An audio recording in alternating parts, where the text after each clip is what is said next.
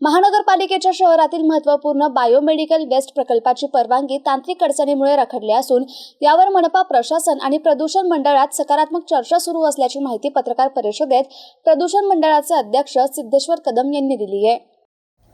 त्यालाही परवानगी द्यायला नेमकी अडचणी आता काय येत आहेत? कारण आता सगळ्या तुमच्या अधिकाऱ्यांनी इन्स्पेक्शन केलं, सगळ्या गोष्टी केल्या. त्याच्यामध्ये टेक्निकल त्रुटी आहेत, तेही आम्ही त्याच्यामध्ये मदत करायला तयार आहोत.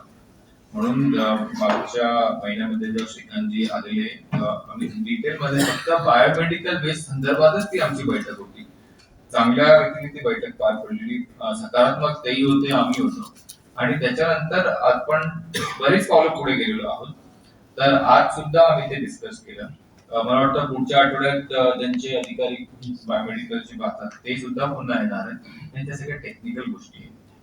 ऍप्लिकेशन जर चुकीच्या पद्धतीने झालं असेल आम्ही त्यांना मदत करू. ऍप्लिकेशन व्यवस्थित अप्लाय करा. नाव चुकलं, हे चुकलं, टेक्निकल गोष्टी. त्याला जोडून एक प्रश्न आहे. वॉटर वेस्ट कंपनी एवढे दिवस काम करत होती, त्यांनी कुठलाही निकष पाळला नाही. आम्ही पण अनेक वेळेस प्रकल्प पाहिला तर एकदम गावरान पद्धतीने काम चालू आहे. आणि आता नवीन कंपनी आली ते पण आम्ही पाहिलं, एवढा फरक जाणवला. तरी पण आपण पत्र दिलं की हे प्रकल्प वॉटर वेस्टकडे पुन्हा हँडओव्हर करा. नाही, असं कुठलंही पत्र दिलेलं नाहीये की आम्ही वॉटर वेस्टला पुन्हा हँडओव्हर करा. म्हणून मध्यंतरी जो कम्युनिकेशन गॅप जो राहिलेला महानगरपालिका आणि बोर्डाकडे, तो गॅप भरून काढण्यासाठीच श्रीकांतजी मुंबईला आले. आणि जसं मी म्हणलो की त्याच्यामध्ये सकारात्मक चर्चा झाली. जो व्यक्ती चांगला काम करतो त्याला आम्ही प्रोत्साहन करू.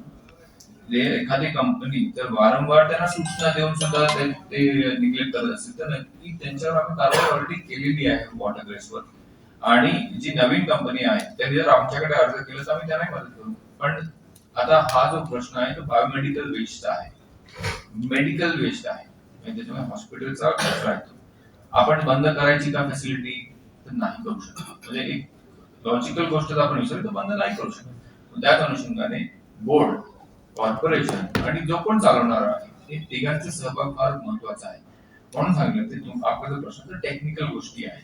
पण एक मी स्ट्रिक्ट सूचना दिलेल्या आहेत आमच्या अधिकाऱ्यांना की पोल्युशन संदर्भात ज्या काय गरजेच्या अपग्रेडेशन लागतील त्या पर्टिक्युलर फॅसिलिटीमध्ये त्या केल्याशिवाय आपण त्यांना कुठलीही पुढची परमिशन देणार नाही, हे स्ट्रिक्टली सांगितलेलं आहे. म्हणून जसं आपण विचारलं की सगळ्याचं झालं असेल आपण परमिशन का नाही काढते, पण जोपर्यंत बोर्ड सॅटिस्फाय होत नाही की नाही 100% ही फॅसिलिटी नॉन पोल्युटिंग आहे पण गरजेची सुद्धा आहे, आम्ही त्यांना पुढची परमिशन ग्रांट करणार नाही. आमच्याकडे जेवढी माहिती आली